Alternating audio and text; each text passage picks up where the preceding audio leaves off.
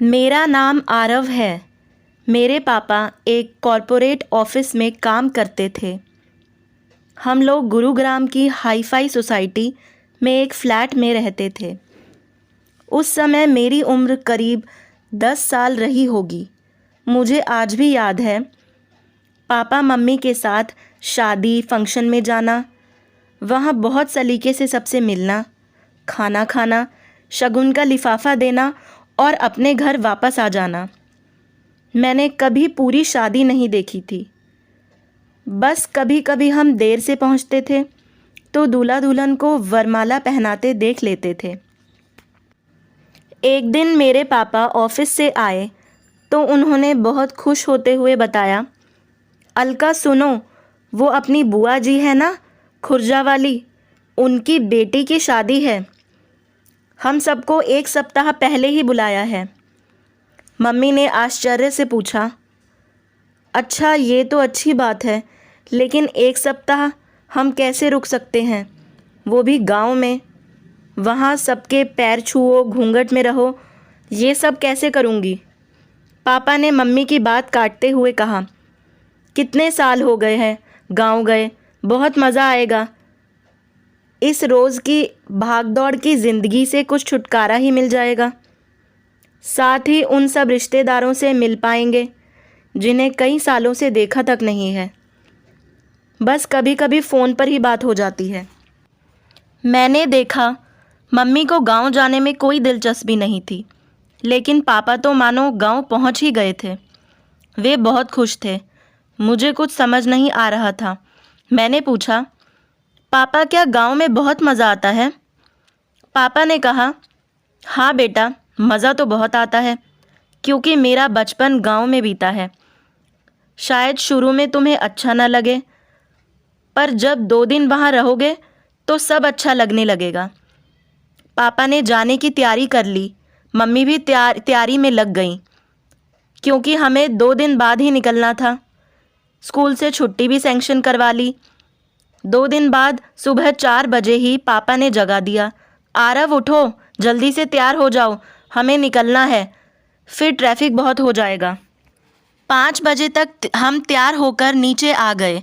पापा ने पार्किंग से गाड़ी निकाली और हम खुर्जा के लिए रवाना हो गए। खुर्जा से आगे एक छोटा सा गांव था जहां पापा की बुआ जी रहती थी। रास्ते में खेत खलिहान, पेड़ देखते देखते हम करीब 11 बजे गांव पहुंच गए। गांव में पहुंचते ही पापा रास्ता भूल गए। वहां किसी से पूछा, तब हम पहुंचे। वहां पहुंचते ही हमारा बहुत स्वागत हुआ। बुआ जी घर के बाहर बड़े से आंगन में आई और पापा को गले से लगा लिया। पापा, मम्मी और मैंने उनके पैर छुए। फिर हम एक खाट पर बैठ गए। मम्मी अंदर घर में चली गई। आज पहली बार मम्मी को मैंने घूंघट में देखा था। मैं हंस रहा था, बार बार उनका घूंघट उठाकर देख रहा था। घूंघट में से ही आंखें निकाल मम्मी गुस्सा कर रही थी। अंदर जाते ही बुआ जी बोली, ये अपने लेखू की बहू है। मम्मी सबके पैर दबा दबा कर छू रही थी। यह सब देखकर मैं बाहर आ गया और पापा से पूछा, पापा आपका नाम लेखू है क्या? पापा बोले, बेटा मेरा नाम लेखराज है। गांव में ऐसे ही नाम होते हैं। नाम को छोटा करने के लिए सब मुझे लेखू के नाम से बुलाते थे। यह सुनकर मैं हंसने लगा। कुछ देर बाद हमारे लिए नाश्ता आ गया। गुड़ के सेव, नमकीन मट्ठी, बर्फ़ी, गुलाब जामुन और 1 गिलास दूध। पापा ने मज़े से नाश्ता किया। मैंने केवल नमकीन मट्ठी ही खाई। फिर हम गांव की ओर घूमने चल दिए। गांव में हर आदमी पापा को जानता था। सब उनसे राम राम करते, हालचाल पूछते, फिर पापा आगे बढ़ते। मैं सोच रहा था, वहाँ शहर में तो हमें कोई भी नहीं जानता। बस होली दिवाली के दिन ही सब लोग इकट्ठा होते थे। बाकी तो कोई किसी से नमस्ते भी नहीं करता था। शाम तक बुआ जी के घर में काफ़ी मेहमान आ गए थे। गर्मी के दिन थे। सबका सोने का इंतज़ाम छत पर हुआ था। छत पर बिस्तर बिछा दिए थे। 2 बड़े पलंग लगे थे। हम सब 7 बजे तक खाना खाकर छत पर चले गए थे। आंगन में औरतें गीत गा रही थी। ये सब मैंने पहले कभी नहीं देखा था। पापा ने बताया, बेटा 4 दिन बाद शादी है, तब तक ऐसे ही गीत गाए जाएंगे। हल्दी मेहंदी भात की रस्में होंगी। वो जो बीच में बना है वह मंडप है, वहाँ फेरे होंगे।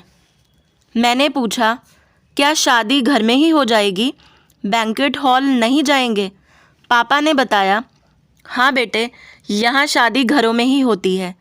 घर ही इतना बड़ा है, बारात को स्कूल में रुकवा दिया जाता है। अगले दिन पापा शादी के कामों में व्यस्त हो गए। वहाँ कुछ मेरी उम्र के बच्चे थे, वे मुझे अपने साथ खेलने के लिए बुलाने लगे। उनके खेल मेरी समझ में नहीं आ रहे थे। मैं बस एक और खड़ा देख रहा था। 4 दिन बाद शादी का दिन आया। सब तैयार हो गए। बारात आई, दूल्हा दुल्हन की जयमाला दरवाजे पर ही हो गई। फिर दावत का समय हुआ। मेज कुर्सी पर बैठकर पत्तलों में खाना परोसा जाने लगा। पापा भी यही काम कर रहे थे। फिर सबने खाना खाया। अब सब लोग उसी मंडप के चारों ओर बैठ गए। पंडित जी मंत्र पढ़ रहे थे। सुबह तक मैं जागता रहा। मैंने पहली बार पूरी शादी देखी थी।